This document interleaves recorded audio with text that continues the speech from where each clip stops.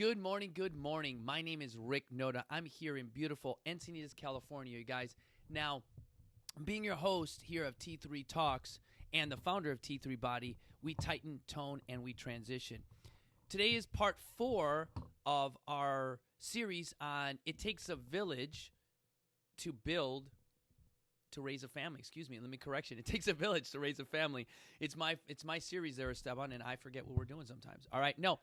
It does. So part 4, okay, if as we're looking at previous videos from Monday, Tuesday, Wednesday, and past videos, we're always building here, all right? That's the kind of nice thing that I love about that Titan or that use of tactical. Now, this one's a little bit this series is a little bit different because it's a little bit more intimate, you guys. Now, what do I mean by intimate? I often look at what we do when we're sitting around with our friends and our family. Now, I was lucky because I had one of my friends, Scott Starbuck. Now, you'll see right here in the picture right there, where that is shoe store City Souls, all right? Scott Starbuck, you guys, is my BFF. He's my best friend, brother. He is my best friend as a civilian, all right? I met Scott at the Montessori school with my daughter, Michaela. Now, we were going in there. I was getting my daughter, changing her over, and when I'm talking, she's like 3. And his daughter Hannah's like 3, and we're like putting on the coats and putting on this. Now, guess what? Scott and I were the only 2 dads dropping their kids off. Weird, huh? We weren't stay-home dads. He owned his own business. I was an outside account executive with the mortgage business, but we felt that it was super important for us to stop our days and take our daughters to school and then also pick them up.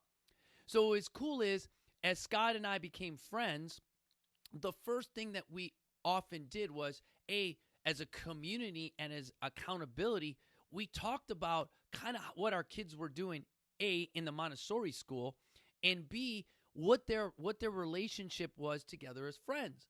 Well, as they started to grow a little bit more, our relationships got stronger. Our wives got together, and they actually hit it off, which was really nice. Now, why is that relevant? Well, what I found is that Scott and I often in the evenings, all right? Now, think about this. My daughters were in kindergarten together, okay? Now, I stayed in Chicago until my Michaela was in 5th grade. So, literally, that's about 5 or 6 years of sitting outside with Scott, and instead of talking about maybe cycling, which we love to do, or something, we'd really talk about how are we connecting with our daughters. Really? Yeah, exactly. Because what happens all the time is this. All my buddies were like, "Oh, what? Why did you stop, dude? You got 2 girls and you don't want a boy?" I'm like, no, I don't need a boy." Because the connection I have with my daughter is the same connection I'd have with my son. Love. I'm sorry. In case no one figure that one out, I said it. LOVE, love. You love your kids. You love your daughters. You love everybody. Now, what me and Scott did is we had the ability to, how do you show and refine that love?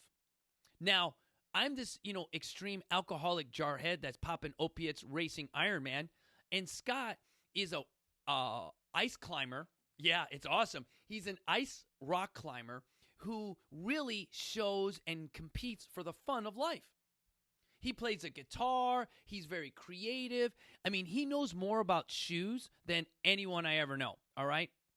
So as him and I are talking, it's kind of like a good collection of good mentorship and leadership by this jarhead and this real creative guy who has the ability to soften up, and we harden each other up and soften each other up. Great compliment, or like I say, balance. Now, as me and Scott and Lisa and my wife start to talk more and more, we start to figure out we all have the same issues. So how do we fix it? Well, I have an idea, and one of the ideas is this. I said, all right, if you're having an issue, for example, Hannah was a picky eater. So Scott goes and Lisa goes, "I'm frustrated. I don't know what to do. Hannah won't eat whatever she won't eat, yada, yada, yada." I said, well, why don't we do this? We'll have a sleepover this for the weekend. All right, from drop her off on Friday night and pick her up maybe Sunday, even Wednesday of next week. It doesn't even matter because they're off from school. Lisa and Hannah go, you want to do that? I go, yeah, totally. Let's do it. Well, on Monday, when Hannah comes home, they put food out. Hannah goes, ha, ha, rah, rah, rah. Scott goes, and we're sitting there. I think we're on a bike ride. We're riding our bikes, or like, something like crazy at 5 a.m. And he goes, dude, what did you do? I mean, my daughter came home on Monday, and she never cleans her plate. She often complains about what we're cooking. I go, bro, I just do what I normally do in my house. We have a saying that my dad used to say, because he's an immigrant from Cuba, left during before Fidel Castro came into power. And in that island, which is Cuba, a ship would come in. And that ship brings in supplies, right? And whatever that ship brought in, for example, if it brought in beef from cows or livestock, guess what you ate? Beef. If you ate pork, they brought some pigs, whatever. If they didn't bring any livestock at all on that ship, guess what you ate? Rice and beans, baby, and plátanos, okay? Because that's what grew in Cuba. So what my father would say is, eso que trajo el barco. That's what the boat brought in. So when I was sitting there with Hannah, and I go, hey, Hannah, here's what we made for dinner. She goes, well, I totally don't like that. I like little chicken fingers from Costco. And I'm like, how's that working out for you? Great job. I'll come back and see how it is. So Hannah sat there in a funny way, like she was going to break us, or like any moment now, we were going to go ahead and run out to Costco and go get, chicken nuggets. Now, Scott never did that. Only thing Scott had is, he did make, for dinner once in a while, make some chicken nuggets and, make some little snack food so everyone would kind of get involved. In my house, eso que trajo el barco. That's what the boat brought in. So we were eating steak with vegetables and rice. Guess what? I go, Hannah, here's the cool thing. This plate right here, will be right waiting for you. If you want, I'm going to put it right here in the refrigerator or here in the oven. If you get hungry or you want something, guess what? Go ahead and eat that plate. You guys, it was like clockwork. 20 minutes, 30 minutes later, hey, Mr. Rick, hey, can I get some Cheetos, or can I get some goldfish? Can I get some, they call pirate booties, all right? They used to love these things that you buy at Trader Joe's called pirate booties, and it was made with kale and rice. It was the most disgusting thing I've ever eaten in my life, and I like organic food. And I looked at Hannah and I go, what language would you like for me to answer you? And she goes, English? I go, no. She goes, how about French? No. I see how I changed that accent a little. How about Spanish? No. She goes, well, what do you mean? Like, I'm hungry. Like, I'm hungry right now. And I'm like, yeah, but that plate that we have, eso que trajo el barco, that food that was there is still waiting for you, and that is why you're hungry. Well, I don't like that. I said, Hannah, how old are you? She goes, well, I'm 5. So in your 5 years of being on this world, you have 5 years of experience. So at the time, I was like 32, and I'm like, hey, at my 32 years of experience, now they do math in Montessori. Can we take 32 minus 5? She goes, yeah. I go, you see, I've been here a longer time, so why don't you trust me to say this food is good for you? Brothers and ladies and gentlemen out there in social network, the hardest thing to ever sell is a kid, because a kid has got those positive objectives, and they can come to, she goes, well, my family lets me do this, and my family lets me do that. I said, yeah, Scott and Lisa, they do food, they do that for you. That's great. I said, here's the other thing. You're not at home right now. You're here with me, and the nice thing about this, and she doesn't understand what I'm about to say, and she's 5 years old. When you're at a job and your manager tells you to do something, are you just going to say no? None of you thought about that, right? When do you start to establish as a community those core values, so when they're owning their own company or in their workforce? Not when they're 21 years old, you guys, or 32 years old, when they go, Mom, my job sucked. My managers are always on me. No, It doesn't. They don't suck. Remember that accountability again? When you were when your kid was 5 years old, you just gave them everything they wanted. You gave them 10 place ribbons. Everything was great. And the minute they got hit with a little bit of reality, guess what? They quit. They stopped. Now, Scott, in many ways, all right, in a good way, and I often say it, is an exceptional father, and Lisa is an exceptional mother, all right? But once in a while, just like they needed a different word. Scott says the same things, you guys. Lisa was saying the same messages. They were doing the same thing. They were taking the plates and putting it in the refrigerator. But they were Hannah's parents. No matter what they said, what they did, Hannah just fought it every time. Now, Mr. Rick, a friend of the family, you're stuck in an island. Guess what? This ain't Cuba, but that dictatorship takes over.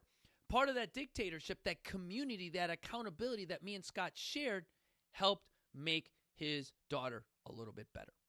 Now, if we go like this, rewind it. Modern day. What are you doing to my kid, dude? Oh, my God. Why didn't you feed her freaking chicken nuggets, man? You saw that she was there. Maybe she was crying. Why didn't you do that? Dude, you suck. That's what I hear today. That's garbage. Because I remember my era was this. I'd be out on the street and I'd say the F-bomb and Mrs. Smith would go, I'm telling your mother. And I was fearful, not that I said the F-bomb, not fearful that Mrs. Smith just gave me a cachetada, me acaba de coger la pata ahí, all right? Because that wasn't my least worry. The ass whooping I was going to get from my parents for saying the F-bomb. Now, we've learned somewhat better from that era, all right? But I'm going to tell you something. I had a lot of respect for Mrs. Smith. When I was hello, Mrs. Smith, how are you doing? Now, that's a sense of violence that I do not condone. But I will tell you today, if Mrs. Smith says, what are you saying? Why are you using that F-bomb? You know what? You know what kids would say today? Who are you? You ain't my mama. What are you doing? No estamos haciendo esto. Blah, blah, blah, blah. Instead of saying, like I learned, and it learned it the wrong way. Yes, Mrs. Smith, you're right. I should use the proper language. I will not use that in any prior contents. To the point you guys know that I spell S-H-I-T here. Correct? I don't drop the F-bomb on every list. And I'm a Marine. And I was programmed to use that as a sense of vulgarity and a sense of anger to portray that. But I will tell you, it takes a community, or it takes a village to raise a family. And that's why when Scott and I, sitting there drinking that Belvedere over rocks and listening to some really awesome, cool jazz music, didn't talk about shit. I didn't use the other word.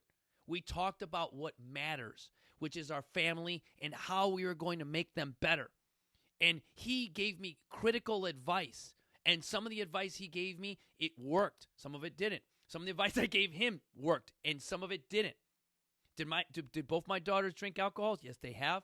Have both my daughters smoked a little marijuana? Yes, they have. But also, their relationship with those substances don't come from my addiction background. See how that works out? Because we expose them at a younger age of the things they're held accountable for. And as they start to get older, they understand that carries on from when they're 5 years old to 6, 7, 8, 9. As my daughter now, who's about to turn 21 this year, can I tell you something right now? We talked about adrenaline. We talked in the previous video. She's going to go a little crazy. But she has a good understanding because of conversations that I had with Scott Starbuck in the evenings to hold her accountable.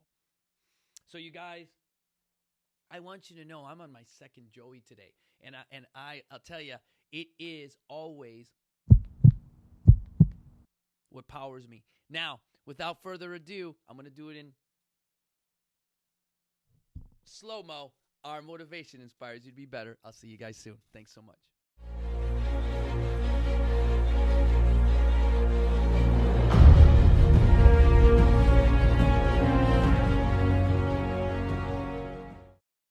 Thanks for checking out our videos.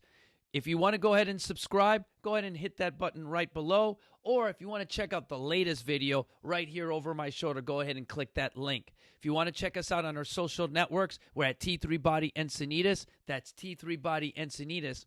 or shoot me a quick email at info@T3Body Encinitas, where our motivation inspires you to be better. See you guys soon.